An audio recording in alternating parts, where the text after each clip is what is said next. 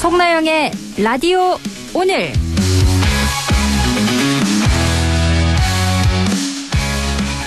여러분 안녕하십니까? 송나영입니다. 도널드 트럼프 미국 대통령이 한미연합훈련을 대폭 축소하겠다고 전격적으로 선언했습니다. 훈련 축소의 명분으로는 이란 전쟁을 꺼내들었는데요. 이재명 대통령이 이란 문제 지원을 사양했기 때문이라는 건데 결국 동맹을 볼모로 방위비 증액 등을 압박하기 위한 노골적인 청구서란 해석이 지배적입니다. 당장 미국 정치권 내부에서도 거센 비판이 쏟아지고 있는데요. 동맹에 대한 신뢰를 무너뜨리고 적대국들의 이익만 키워주는 무분별한 결정이라는 겁니다. 이런 와중에 트럼프 대통령은 김정은 북한 국무위원장으로부터 대화에 대한 응답을 받았다며 상황이 매우 긍정적이라고 덧붙였는데요. 우리 정부는 일단 북미 대화 재개 가능성에 기대감을 표하며 페이스메이커 역할을 다하겠다고 밝혔습니다. 한반도 평화와 안보를 지켜내기 위한 우리의 발걸음이 그 어느 때보다 신중하고 정교해져야겠습니다. 안동문화방송 라디오 오늘 광고 듣고 시작합니다. 더위에 지친 작업 현장을 구하라. 강력냉풍으로 쿨하게 작업 현장을 시원하게 에어렉스 이동식 에어컨 에어렉스 무더운 여름에 확실한 파트너. 원하는 곳 어디든지 시원하게 에어렉스 이동식 에어컨 에어렉스. 술 마셨는데 대리 어디 부르지? 팀의 딸에 팀의 대리 음주 후엔 팀의 대리 팀의 딸에 팀의 대리 안전하게 팀의 대리 운전할 땐 팀앱으로, 음주 후엔 팀앱 대리로. 팀의 대리.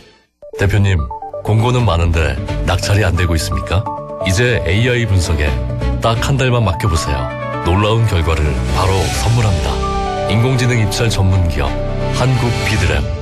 전자입찰은 한국비드랩. 문의전화 1577-1352 1577-1352. 앞으로는 예정된 공원의 거대함, 안으로는 녹지의 여유. 1949세대 압도적 스케일. 차이를 넘어 차원이 다른 CTOCL 9단지 오션파크뷰. 8월 분양 예정 032-832-1141. 아이파크 현대산업개발, 현대건설, 포스코 ENC. Walk it, walk it. 언제 어디서나 walk it. 안녕하세요. 워킷 안전한 모델 추성훈입니다. 이 광고에서 설명 안 하겠습니다. 아저씨 믿고 그냥 한번 신어보세요. 왜 집까지 신고 가는지. 워킷 안전한. Walk it, walk it. 안전화. 8월 18일 화요일 라디오 오늘입니다. 1부 엄마의 마음으로 바라본 세상사 김세롬의 세상맘사 안동시의회 김세롬 의원과 함께하고요. 2부 이슈 오늘에서는 영양군의 고추수매 소식입니다. 잠시 후 영양군 권은경 고추특화 팀장과 이야기 나누고요. 이어서 한 주간의 시사 이슈를 알아보는 시간 최요한의 시사 따라잡기 준비되어 있습니다. 라디오 오늘 유튜브로도 다시 들을 수 있거든요. 많은 애청 바랍니다.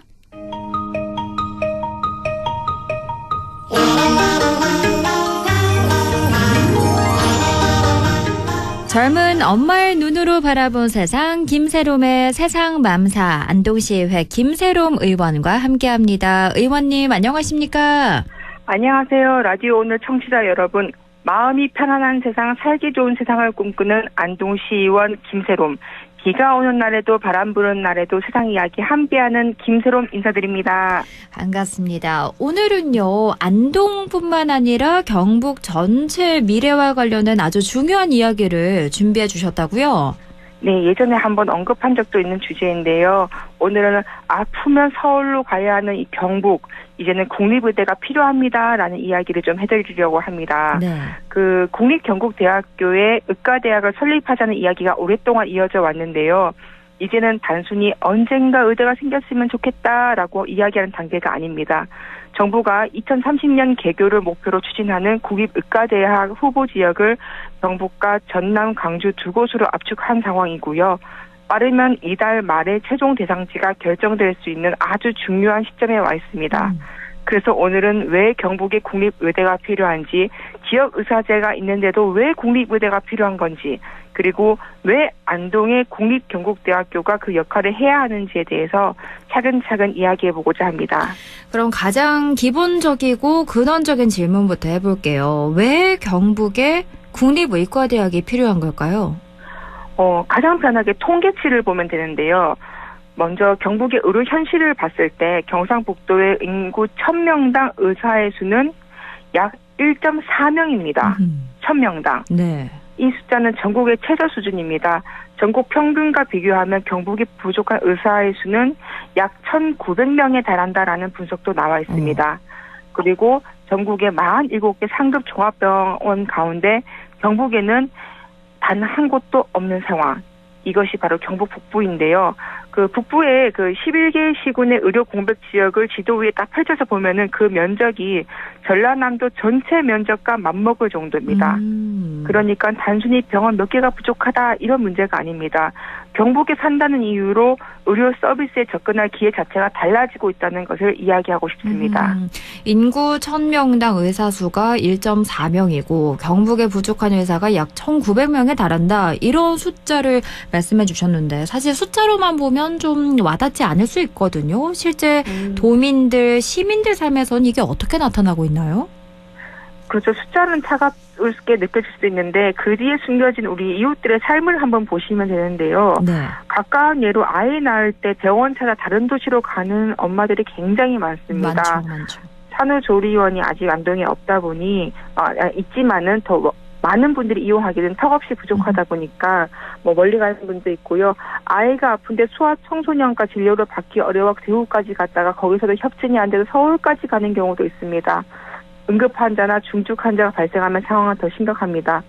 안동에서 치료할 수 있습니까? 라는 말보다는 대구 어디로 가야 됩니까? 서울 어느 병원에서 받아줍니까? 라를 먼저 물어야 하는 경우가 비일비재합니다.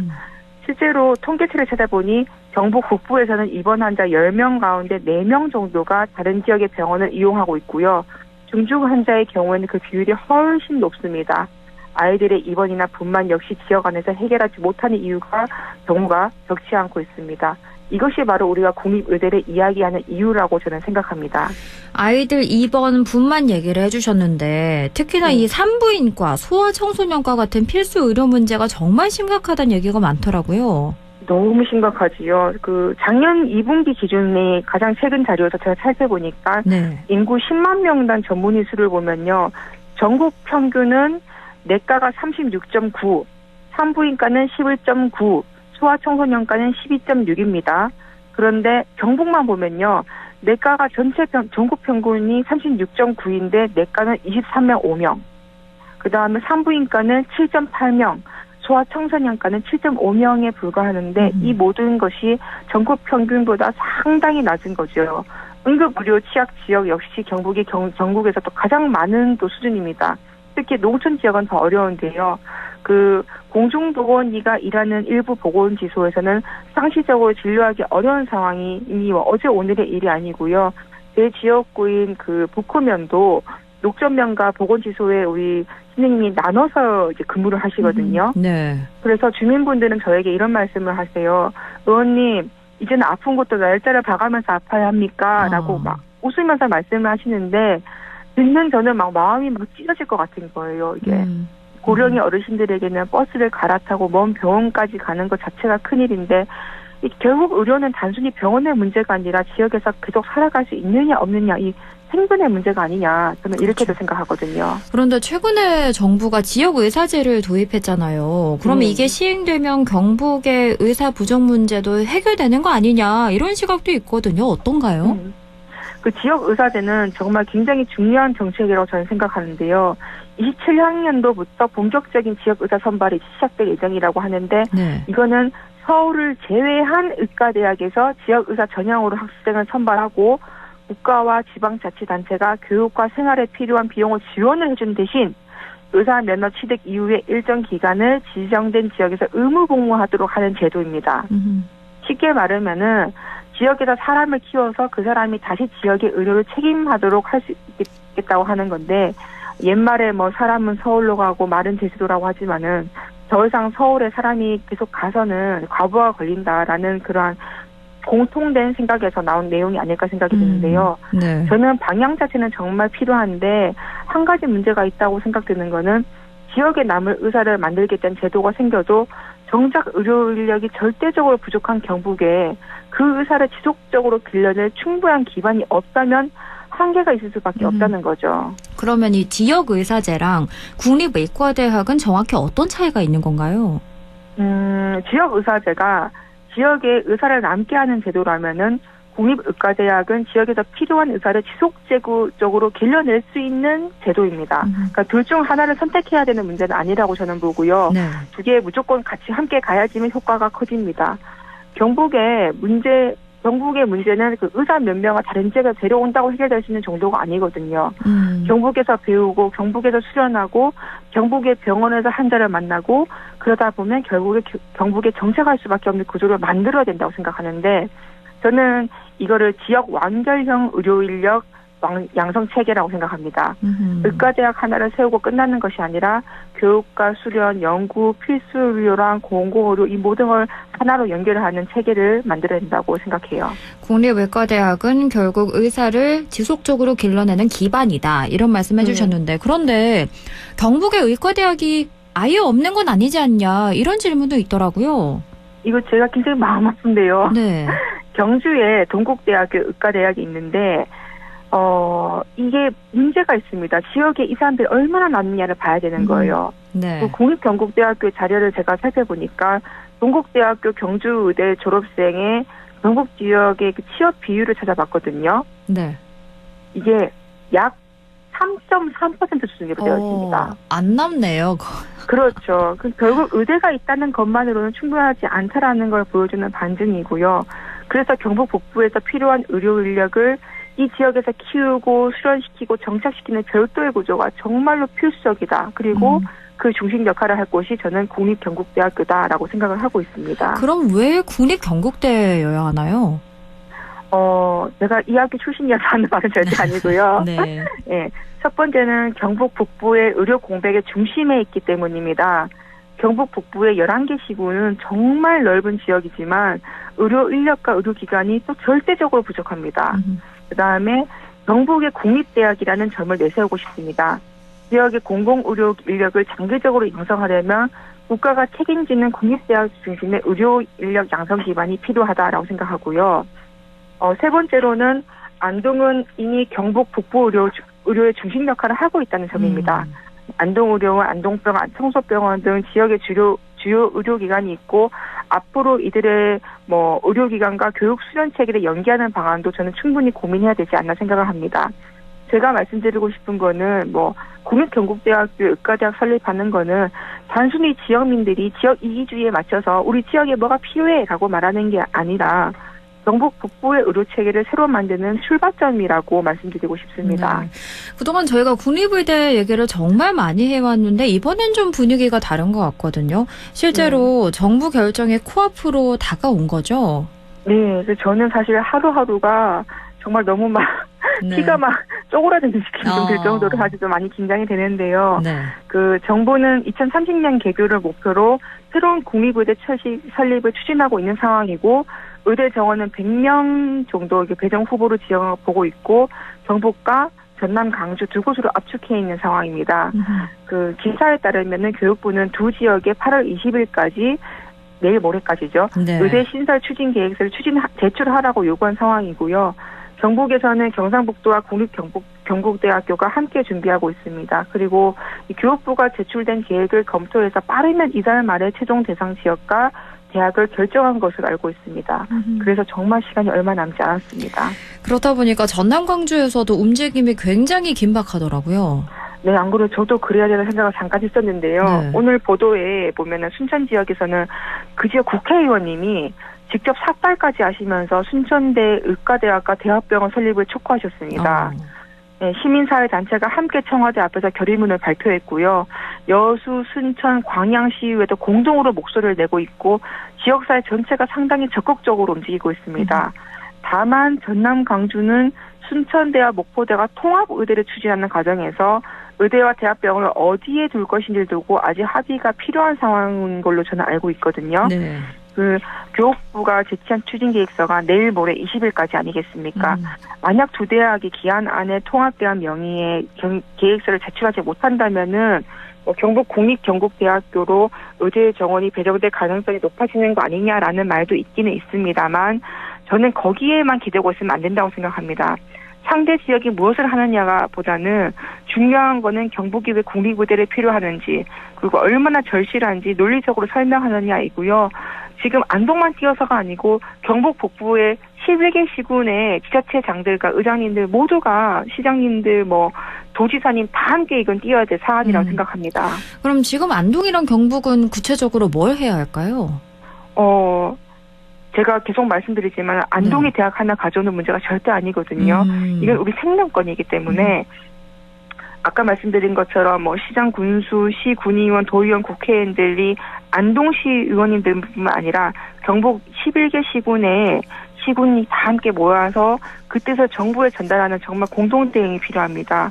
지금은 누가 먼저 주장했냐, 누가 앞에 섰냐, 누가 주인공이 되냐 이거 중요하지 않고요. 네. 그냥 경북에 살고 있는 주민들을 위해서 오직 도민들만 바라보고 국립의대 설립이라는 하나의 목표를 위해서 함께 해야 될 때입니다. 지금이 안동시의 역할이 굉장히 중요하겠네요. 가장 중요한 시기죠. 그래서 저는 지금 안동시가 정말 며칠 안 남은 지금 정말 열심히 뛰어야 된다 생각하는 거고요. 네. 정말 유치하다 구호만 할 것이 아니라 실제 의대가 들어왔을 때도 미리 그림을 그려서 준비해야 됩니다. 부지도 어떻게 할 건지, 대학병원은 어떻게 조성할 건지, 기존의 의료기관과 어떻게 역할을 나눌 것인지, 학생과 교수, 의료진이 오면은 어떻게 주거 환경을 만들 건지 다 준비해야 되거든요. 이 국립의대는 건물 하나 짓는 단순한 사업이 아니라 좋은 교수와 의사가 와서 살고 학생들이 공부하고 또 수련한 의료진이 다시 지역에 남을 수 있는 도시를 만드는 사업이기 때문에 시민들께도 충분히 설명해야 됩니다. 그래서 국립의대 설립이 행정과 대안만의 사업이 절대 아니라 국민 모두가 함께 만들어야 되는 초대형 대형 의료 프로젝트가 아닐까 저는 그렇게 말하고 싶어요. 네. 오늘 이야기를 쭉 들어보니까 결국에 핵심은 대학 하나를 유치하는 게 아니라 지역 주민들의 생명권이 달린 아주 중요한 문제다 이런 생각이 들어요. 네. 같은 병을 앓고 있는데 서울에 살면 살 수 있고 경북에 살면 위험한 대한민국이어서는 절대 안 됩니다. 서울에선 같은 병으로 한 명이 돌아가실 때 경북 영양에서는 3.4명이 돌아가신다는 통계가 있어서 마음이 참 아픈데요. 네. 지금 경북 주민들이 요구하는 거는 대한민국 정부의 요구하는 거는 특별한 혜택이 절대 아니지 않습니까? 아프면 가까운 곳에서 치료 낫고 내가 아이를 가지면 아이를 안심하게 낳을 수 있고 우리 아이가 아플 때 가까운 곳에서 진료받을 수 있고 부모님이 아프실 때 몇 시간을 달려 기다려서 다른 도시로 가지 않아도 되는 것. 이거는 당연한 대한민국 국민의 권리입니다. 이 당연한 권리가 경북에서는 아직 충분히 보장되지 못했기 때문에 경북 북부의 생명권을 지키는 공공의료 기반을 만드는 일을 다 같이 해야 됩니다. 네, 이렇게 오늘은 아프면 서울로 가야 하는 경북, 이제는 국립의대가 필요합니다를 주제로 이야기 나눠봤는데요. 오늘의 김세롬의 세상맘사, 오늘 맘사 한마디는요? 아픈 사람에게 지역은 운명이 되어서는 안 됩니다. 서울에 사는 사람도, 안동에 사는 사람도, 영양, 청송, 봉화에 사는 사람도 아프면 제때 즉각적으로 치료받을 수 있어야만 합니다. 경북은 오랫동안 기다려왔습니다. 의사가 부족했고 상급 종합병원은 단 한 곳도 없었고 응급의료와 필수의료의 공백을 주민들이 온 몸으로 견뎌온 시간이 너무나 길입니다. 이제는 대한민국이 먼저 나서서 그 구조를 바꿔주셔야 됩니다. 지역 의사제가 지역의 의사를 남게 하는 제도라면 국립의과대학은 지역에서 의사를 계속 길러낼 수 있는 기반입니다. 빠르면 이달 말에 경북 의료의 미래가 바뀔 중요한 결정이 내려질 수도 있습니다. 안동만의 목소리도 아니고 한 정당의 목소리도 아니고 경북 북부 11개 시군과 경상북도 지역의 모든 선출직 공직자가 한마음으로 나서야 될 때입니다. 정말 모두가 한마음으로 움직여 주십시다 부탁드리고 싶습니다. 국립경북대학교 의과대학 설립 이제는 반드시 결실을 맺어야 합니다. 네, 오늘은 이렇게 국립경북대학교 의과대학 설립이 가능할지 특히나 빠르면 이달 말에 그 결정이 내려질 텐데요. 어떤 결정이 내려질지 함께 관심 있게 끝까지 짚어보도록 하겠습니다. 오늘 말씀 잘 들었습니다. 고맙습니다. 감사합니다. 지금까지 김세롬의 세상맘사 안동시의회 김세롬 의원과 함께했고요. 라디오 오늘 2부에서 뵙겠습니다.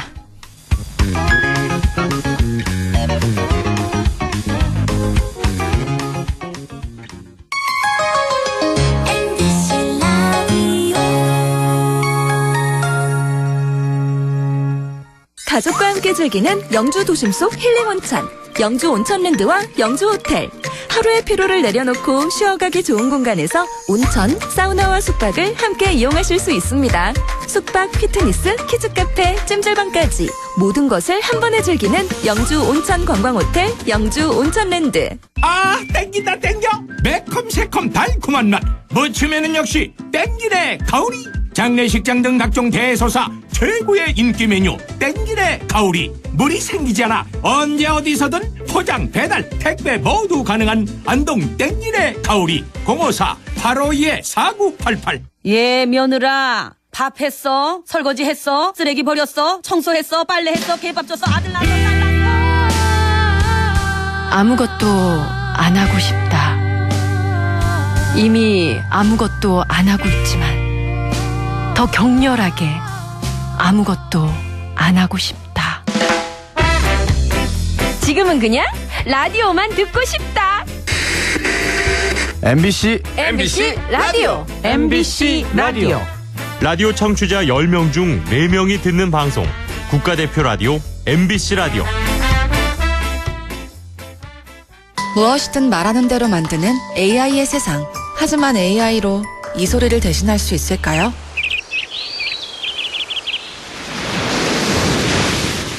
이토록 푸른 자연의 소리. 우리의 행동으로 대한민국의 푸른 자연을 지켜주세요. 공익광고협의회. 손잡고 걸어요. 아름다운 세상. 서로의 마음 열고 우리 친구예요. MBC 문화방송 100.1 MBC 라디오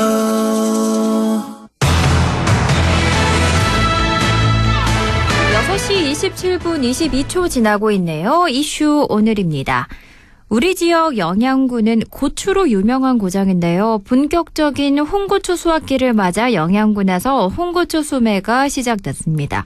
영양군 유통지원과 권은경 고추특화 팀장과 이야기 나눕니다. 팀장님 안녕하십니까? 네, 안녕하세요. 지금 본격적인 홍고추 수확기 맞아서 여느 때보다 바쁜 시기 보내고 계실 텐데요. 올해 전반적인 고추 작황 어떤 편인가요? 네. 현재 영양군은 본격적인 홍고추 수확철을 맞아 농가들이 바쁜 하루하루를 보내고 있습니다. 특히 외국인 계절 근로자들의 도움을 받아 농가마다 고추 수확에 총력을 기울이고 있습니다. 올해 고추 작황은 전반적으로 양호한 편입니다. 다만 7월부터 8월 초까지 고온이 지속되면서 착화 지연 등 생리장애가 일부 발생했고 이로 인해 당초 예상했던 것만큼 생산량이 크게 늘어나지는 않을 것으로 보고 있습니다. 그렇군요. 지난 8월 5일부터 영양고추 유통공사에서 홍고추 수매를 시작했다고 들었는데요. 올해 수매 규모 또 참여 농가 수는 어느 정도나 되나요? 네, 올해 수매 규모는 총 5,759톤이며 1,082농가가 참여하고 있습니다. 수매 단가는 특등 기준으로 2,750원으로 확정이 됐는데 수매 사업이 일손 부족 해소나 생산비 절감에는 구체적으로 어떤 도움 주고 있나요? 무엇보다 홍고추 상태로 수매하기 때문에 농가에서 직접 건조해야 하는 번거로움을 덜 수 있다는 점이 가장 큰 장점입니다. 특히 고령 농가의 경우 수확한 고추를 건조장까지 운반하고 건조 관리하는 작업이 상당한 부담이 될 수 있는데 영양고추 유통공사에서는 농가가 홍고추를 수확해 놓으면 하무차를 재배지까지 보내서 직접 수거하고 있습니다. 이처럼 수확 이후에 운반과 건조에 필요한 인력과 비용을 줄일 수 있어 고령 농가의 일손 부족 해소는 물론 생산비 절감에도 큰 도움이 되고 있습니다. 그렇겠네요. 이렇게 수매된 홍고추들이 공정을 거쳐서 전국 최고 품질로 꼽히는 빛깔찬 고춧가루로 재탄생이 되는 건데요. 영양고추 우수성에 대해서 자랑 한번 해주시죠. 네, 영양고추 유통공사에서는 수매한 홍고추를 해썹 인증을 받은 시설에서 철저한 세척 과정을 거친 후 건조와 분쇄 과정을 거쳐 고품질의 고춧가루로 생산해 소비자들을 식탁에 오르게 됩니다. 그리고 영양고추의 가장 큰 장점은 두꺼운 가피와 적당한 단맛이 어우러져 맛과 풍미가 뛰어나다는 점입니다. 특히 영양고추로 김장이나 고추장을 담그면 영양고추 특유의 깊은 맛과 풍미를 더욱 느낄 수 있습니다. 이러한 품질을 바탕으로 영양고추의 대표 브랜드인 빛깔찬이 전국 소비자들에게 꾸준히 사랑받고 있다고 말씀드릴 수 있습니다. 이렇게 고품질의 고추가 생산되는데 한편으로는 농가 시름도 깊다고 들었거든요. 올해 작황이 양호해서 출하 물량이 한꺼번에 쏟아지면 산지 가격이 폭락할 수 있다는 우려도 있던데요. 현장에서 체감하고 있는 위기감은 어느 정도인가요? 네. 올해는 작황이 비교적 양호하기 때문에 수확기에 출하 물량이 한꺼번에 몰릴 경우 산지 가격이 하락할 가능성에 대해서는 농가에서도 우려하고 있는 바입니다. 네. 다만 영양고추 유통공사에서는 농가와의 약정을 통해 고정 가격으로 홍고추를 수매하고 있어 농가들이 일정 부분 안정감을 가지고 용농에 임할 수 있도록 하고 있습니다.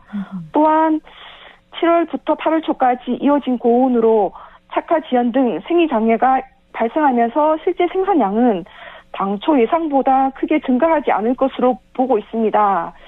홍고추 가격은 지난해보다 1,000 정도 낮아진 상황으로 앞으로의 출하량과 시장 가격 변동을 지속적으로 살펴볼 필요가 있습니다. 그렇군요. 건고추 거래 가격은 작년보다 1,000원 정도 낮아진 상황인데 엎친 데 덮친 격으로 농자재 가격 같은 것도 크게 올랐고 여기에 저유 관세 할당 방식을 통하는 수입 고추까지 들어오면서 이중고를 겪고 있다고 하던데요. 이런 부분들이 농가에 미치는 타격은 어느 정도인 편인가요? 네, 농가 입장에서는 상당한 부담이 되고 있습니다. 최근 지속적으로 상승하고 있는 인건비와 유류비, 농자재 가격은 고추 생산비 상승으로 직접 이어지고 있어 농가의 경영 부담을 가중시키고 있습니다. 여기에 저율 관세 할당형 방식으로 수입 고추가 국내에 공급되면 국내산 고추의 수요와 가격에도 영향을 미칠 수 있기 때문에 국내 고추 재배 농가의 어려움이 더욱 커질 수 있다는 우려가 있습니다. 특히 생산비는 계속 올라가는데 농산물 가격은 이에 맞춰 충분히 상승하지 못할 경우 농가의 경영 여건이 더욱 악화될 수 있어 세심한 수급 관리가 필요합니다. 이런 위기감 때문에 최근에 영양군의회에서도 고추 재배 농가 생존권 보장 및 선제적 가격 안정 대책 마련 촉구 건의문을 채택했던데요. 구체적으로 어떤 대책들을 요구하고 있는 건가요? 네, 영양군의회에서는 고추 재배 농가의 생존권을 보호하고 가격 폭락에 선제적으로 대응하기 위해 다음과 같은 대책을 정부와 국회에 촉구했습니다. 첫째, 가격 폭락에 대비해 정부 차원의 선제적이고 대대적인 긴급 수매 계획을 즉각 마련해 줄 것과 둘째, 고추 농가가 최소한의 생산비를 보장받을 수 있도록 최저 생산비 보장제와 지속 가능한 수급 조절 시스템을 구축해 줄 것과 셋째, 무분별한 고추 수입 정책을 재검토하고 국내 고추 산지를 보호할 수 있는 실효성 있는 대책을 마련해 줄 것과 넷째, 농가의 경영 부담을 덜 수 있도록 용농비 지원을 확대하고 국산 고추 소비를 적극적으로 촉진할 수 있는 정책을 추진해 줄 것을 요구했습니다. 결국 요약하면 농가가 안심하고 고추를 재배할 수 있도록 생산비를 고려한 가격 안정과 안정적인 수급관리 체계를 마련해 줄 것을 요구했다고 보시면 되겠습니다. 그렇군요. 결국에 정부 차원의 대책도 절실하지만 지자체 차원의 노력도 굉장히 중요할 것 같은데요. 그럼 마지막으로 우리 농가들을 위해서 어떤 지원하실 계획인지 한 말씀 들어볼까요? 네, 영양군은 고추 재배 농가의 생산비 부담을 줄이고 안정적인 영농 활동을 지원하기 위해 다양한 고추 관련 지원 사업을 추진하고 있습니다. 현재 고추 생산 농자재 지원, 고추 채석기 지원, 풋고추 생산 농자재 지원, 고추 종자 지원, 고추 비가림 재배 시설 지원, 명품 고추 특가 사업 종자 구입 지원 등을 추진하고 있습니다. 앞으로도 현장의 목소리를 적극적으로 반영해 농가의 실질적인 도움이 될 수 있는 지원 사업을 지속적으로 발굴하고 확대해 나가도록 하겠습니다. 네, 이렇게 오늘은 영양군에서 홍고추 수매가 본격적으로 시작됐다는 소식 함께 이야기를 나눠봤습니다. 오늘 말씀 잘 들었습니다. 고맙습니다. 네, 감사합니다. 지금까지 영양군 유통지원과 권은경 고추특화 팀장과 이야기 나눴습니다. 라디오 오늘에서는 청취자 여러분의 참여를 기다리고 있습니다. 우리 지역에서 발생한 사건 사고 소식이나 함께 토론하고 싶은 내용을 안동 MBC 홈페이지 라디오 오늘 게시판에 올려주시기 바랍니다. 전화와 문자 참여도 하실 수 있습니다. 전화는 851국에 7191번, 문자는 샵 0913번으로 보내주시면 됩니다. 문자는 단문 50원, 장문 100원의 정보 이용료가 있습니다. 여러분의 많은 참여 바랍니다.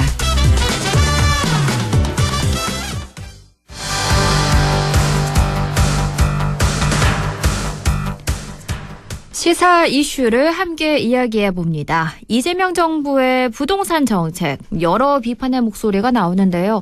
부동산 얘기하면 늘 거론되는 얘기가 있죠. 바로 그린벨트 해제입니다.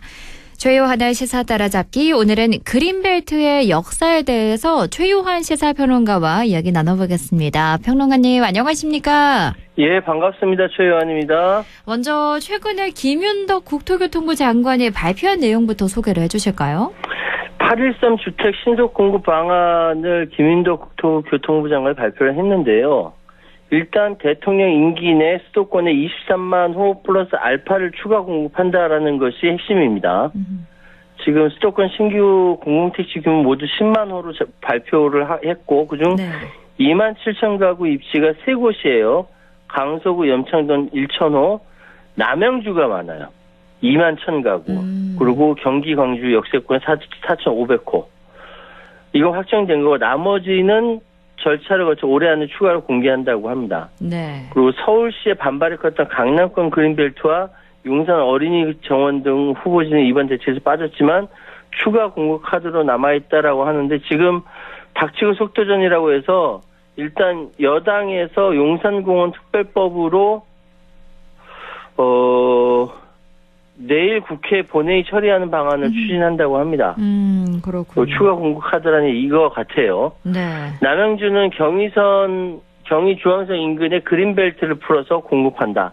이게 이번 8.13 주택 신속 공급 방안의 핵심이네요. 그렇군요. 이 그린벨트 해제 얘기가 정확히 말하면 개발 제한 구역인데 우리가 그린벨트라는 표현을 정말 더 많이 쓰는 것 같은데 왜 그런 걸까요? 이게 아무래도 짧은 음절 그린벨트. 개발 제한 구역보다는 시각적인 직관성. 네. 그리고 이제 역사적 유래 때문에 그런 것 같아요. 그러니까 그린, 녹지, 벨트, 울타리, 뭐 도시 주변 초록색 띄고 둘러싸고 있던 이미지를 머릿속에 즉각 그린벨트라는 단어는 떠오르게 하고 개발 제한 구역 좀 행정적으로 좀 딱딱한 느낌이 들잖아요. 그렇죠. 그리고 이제 이 그린벨트를 1971년도에 한국이 도입할 때 이 제도를 도입할 때 영국의 그린벨트 개념과 명칭을 그대로 받아들였어요. 그래서 오랫동안 개발 제한 구역이라는 것보다는 그린벨트 용어를 더 언론에서도 그리고 대중들도 더 친숙한 관용어로 자리 잡은 거죠. 개발 제한 구역이라 불리는 그린벨트. 구체적으로 이 개념이 어떤 건지 설명을 정확히 해주실까요? 이 지역은 도시 주변의 녹지를 보존하기 위해서 지정한 구역. 그러니까 그린벨트는 온실 등 농사의 효율적인 관리를 위해서 영국에서 최초로 사용하기 시작했습니다. 네. 이게 영국 런던에서 최초로 본격 시행됐고 현재 전 세계 약 20여 개 국가에서 시행 중인데 우리 대한민국은 영국과 더불어 전 세계에서 가장 그린벨트 발달한 나라다. 전 세계에서 사례 꼽을 때 그 영국과 함께 대표적으로 거론됩니다. 우리나라가. 그렇군요. 박정희 대통령이 1971년 처음 도입했고 그때도 이미 급속한 발전에 따른 도시, 일부 지역의 무분별한 팽창, 교통, 주거, 환경 등이 악화될 조짐을 보이자 이걸 줄이기 위해서 도입을 한 거예요. 그래서 이제 유엔 산하의 식량농업기구라든지 뭐 하여튼 이야기하기를 한국은 2차 세계대전 이후 산림녹화에 성공한 유일한 개발도상국이다. 네, 뭐 이렇게 박정희 전 대통령이 업적이다라고 이야기를 하고 있죠. 네. 그런데 우리나라의 경우 개발 제한이지만 실제는 개발 금지죠. 네, 그대로 놔두는 겁니다.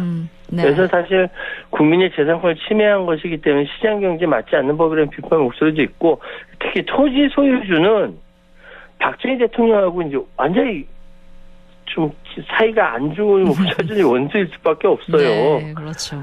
네, 그런데 이제 그럼에도 불구하고 급속한 성장에 따른 환경 훼손, 난개발 및 무분별한 도시 연담화, 이게 이어지는, 계속 도시에 이어진다는 거죠. 네. 이걸 억제한다는 점에서 긍정적인 면이 있다라는 평가가 나오죠. 근데 이제 그린벨트 규제는 또 부동산 가격 상승 촉발합니다.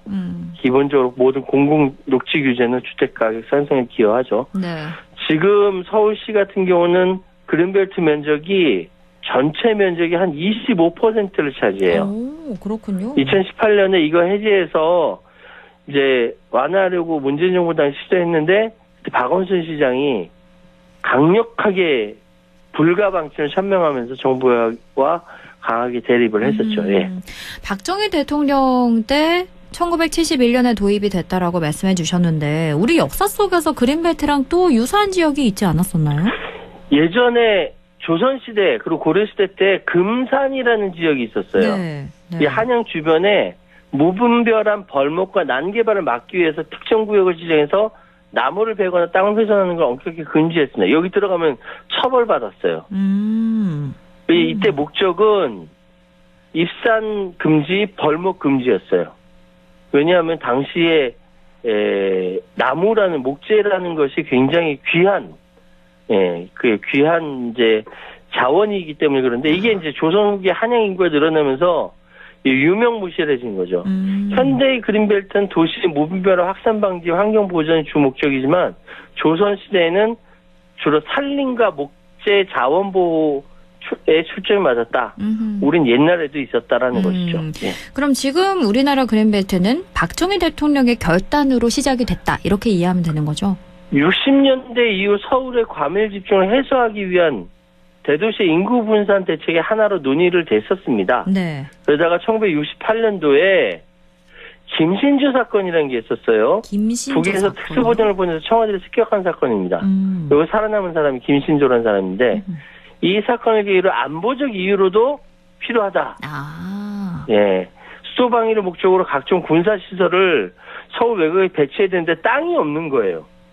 그 광범위한 공간을 확보하기 위해서 그린벨트가 필요했던 거죠. 서울과 북한이 상상 이상으로 너무 가깝거든요. 네. 그래서 서울의 성장을 그린벨트를 억제하고 거기에 군사 시설을 놓고 지방의 대도시를 거점 개발 방식으로 키워야겠다. 이 생각을 박정희 대통령이 했던 겁니다. 그리고 71년도에 최초로 그린벨트가 서울시청을 중심으로 반경 15km 지점에 막 이렇게 지정되고 72년엔 2배로 그리고 마지막 77년까지 광대한 규모로 전국 주요 도시의 외곽에 그린벨트가 설치됩니다. 전국 토 면적의 5.45%나 차지한다고 해요. 굉장히 광대한 규모의 녹지대가 형성이 된 건데 그런데 이렇게 그린벨트를 지정하는 데는 박정희 대통령의 확고한 의지가 뒷받침됐지만 그로 인한 국민들의 피해는 또 이루 말할 수 없었을 텐데 그러면서 또 조금씩 그린벨트 해제 얘기가 나왔죠. 전두환 정부에서 그린벨트 해제에 대한 논의가 있었지만 보류됐고요. 노태우 정부부터 처음 이제 그린벨트 개발이 시작이 됐어요. 왜냐하면은 88 올림픽을 전후로 해서 체육시설을 확충할 필요성이 생겼습니다. 그래서 미사리 조정 경기장, 과천 경마장, 태릉 선수촌 뭐 이렇게 전국 30곳에 112만 평의 그린벨트가 이때 개발됐대요.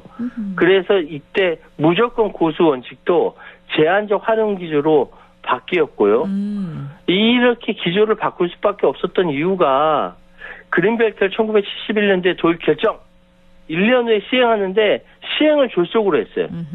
그래서 한 집에서 안방은 일반 구역, 화장실은 그린벨트 구역으로 묶이는 일이 있었다는 거예요. 말이 안 되지만 네. 그때는 화장실이 보통 집 안이 아니라 바깥에 있었잖아요. 네, 그러다 보니까 이런 이제 우습지도 않은 일이 벌어졌다는 겁니다. 환경 보존의 가치만 생각하느라 정작 그 안에 사는 주민들에 대한 배려는 부족했었던 것이죠. 그러네요. 이렇게 노태우 정부부터 처음으로 그린벨트 개발이 시작됐고, 그리고 대대적인 그린벨트 해제는 김대중 정부 들어서고 나서야 가속화가 됐다면서요? 그러니까 IMF 외환위기 극복을 위해서 수도권 입시 규제 완화 등을 적극 추진했던 겁니다. 네. 그리고 1997년 대통령 선거 공약으로 그린벨트 해제 공약을 냈었어요. 그래서 김대중 정부가 역대 정부 중 가장 많은 면적을 해제했죠. 그래서 1999년부터 그린벨트 내에서도 3층 이하의 단독주택, 이 26종류의 근린 생활 시설을 설치하는 개발 행위는 가능하도록 풀어서 이게 수익성 있는 아파트를 못 지을 뿐이지 야트막한 전원도시 정도는 꾸릴 수 있게 되었고요. 결국은 이제 2001년에 마산을 제외한 모든 비광역시 그린벨트 다 해제됐고 더 이상 무질서한 도시 확산 가능성 없다고 판단했던 거죠. 네. 이게 원래 1그룹은 수도권, 2그룹 부산 쭉쭉 정도 넓히기로 했는데 어쨌든 당초 1그룹 수도권을 제외한 전 그룹의 전면 해제에서 최종화는 후퇴됐다. 그래서 많이 해제됐다라는 것이죠. 그렇군요. 이렇게 그린벨트가 도시의 무한 팽창을 막긴 했는데 여러 문제점이 초래됐을 거 아니에요? 어떤 부분들이 그렇죠. 있을까요? 무엇보다도 첫 번째는 사육 재산권 침해입니다. 땅 가지고 있는데 그린벨트를 묶였다.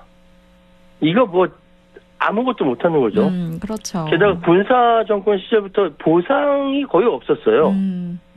예. 도시계획에서 보상하는 경우는 시설이나 사업 경우에만 해당되는데 여기는 용도구역 일종이라서 해당되는 경우가 없다고 해서 나중에는 헌법재판소 헌법 불합치 판결까지 내렸거든요. 네. 두 번째로는 파편화된 도시개발 초래. 그린벨트가 있으니까 무제한적인 도시 팽창 막았지만 어려운 말로 비지적 확산이라고 하는데 쉽게 얘기해서 개구리 뛰기 개발이라는 거예요. 서울이 있으면 여기 딱 뛰어가지고 파주, 딱 뛰어서 용인, 딱 뛰어서 광주. 이 엄청난 난개발이 일어났다는 거거든요. 그렇죠. 좀 충분히 체계적이고 아름다운 도시 개발이 가능한데 중간에 그린벨트 딱 막고 있으니까 이게 이제 어려운 겁니다. 그래서 이쪽 위성도시 주민들 지금 긴 환승 시간, 통근 시간 강제당하고 대중교통업자는 수익성 손해보는 거죠. 세 번째는 대도시 부동산 가격 상승 초래입니다. 아니 아무래도 그린벨트가 있으니까 딱 묶어버리는 거잖아요. 네. 그러니까 인구 밀도는 높아지고 집값이 치솟는 것을 이 필연적인 거예요. 그래서 이 때문에 집값 올리려고 그린벨트 계속 유지하는 거 아니야? 네, 정책 위반자들 가운데는 여기에 이제 집이 많은 사람들이 있으니까 그런 거 아니야? 이렇게 얘기한 사람들이 있는 거예요. 네. 네. 그리고 문제점 네 번째는 녹지 없는 그린벨트. 아니 녹지 때문에 그린벨트를 만들었는데 나중에 알고 보니까 이 주변 조금만 평탄하다 그린벨트 보자 다 농경지예요. 은색의 비닐하우스 천국이라는 거예요. 네. 오히려 실제로 사이비 녹지이고 이 말만 이제 그렇다라는 것이죠. 그래서 이 부분이 좀 문제가 있지 않냐 이런 이야기들이 굉장히 많았습니다. 그렇죠. 이 그린벨트로 인해서 사유재산권을 침해한다. 파편화된 도시개발을 초래했다. 대도시의 부동산 가격이 올랐다. 이런 많은 비판들이 나오고 있는데 이 영국에서 그린벨트가 처음 시작이 된 건데 그렇다면 다른 나라 같은 경우는 어떤가요? 외국에도 그린벨트가 있습니다. 이란 같은 경우는 테헤란 그린벨트라는 게 있대요. 이란 혁명이 있었던 1979년에는 75개지만 2017년에는 2211개로 확 크게 증가가 됐어요. 왜냐? 여름 기온을 그린벨트로 인해서 최대 4도씨까지 낮췄답니다. 그래서 지금도 앞으로도 그린벨트, 녹지대를 확대할 예정이라고 하고요. 네. 뉴질랜드의 경우는 더니든 타운벨트라는 세계에서 가장 오래된 그린벨트가 존재한대요. 1860년대 골드러시로 인해 도시 팽창하니까 막교에서 그린벨트를 만들었다라고 하고, 미국 같은 경우는 지금 그 그린벨트 도시가 있답니다. 일종의 복지 정착의 일환으로 국가가 토지를 매입해서 국유지로서 활용해서 건설하고 있다. 그린벨트 도시. 네. 아름답다는 것이죠. 그리고 근데 다만 일본은 일부러 그린벨트를 시행하지 않는데요. 오, 그래요? 그러니까 도시가 굉장히 비지적 현상 없이 개구리 개발, 점프 개발처럼 그런 거 없이 쭉 이어진 도시 형태. 대표적인 곳이 사이타마현이라고 합니다. 그래서 굉장히 아름답죠. 네. 그래서 필요에 따라 필요한 부분은 국유지로 매입을 통해서 개발 제한 등의 법령을 따로 제정하고 있다고 합니다. 그러니까 그린벨트는 필요하면은 이렇게 법령을 제정해서 따로 이렇게 하는 데도 있지만, 이렇게 그린벨트라는 걸로 쫙 이렇게 묶어서 하는 데도 있고, 네. 여러 가지 형태가 있는데, 우리나라는 정말 강력한 의지로 그린벨트를 만든 것이 1971년 굉장히 오래된 것이죠. 예. 그러네요. 이렇게 오늘은 부동산 정책하면 가장 먼저 얘기가 나오는 그린벨트에 대해서 그 역사와 해외 사례까지 함께 짚어봤습니다. 오늘 말씀 잘 들었습니다. 고맙습니다. 예, 감사합니다. 지금까지 최유한 시사평론가와 함께했습니다.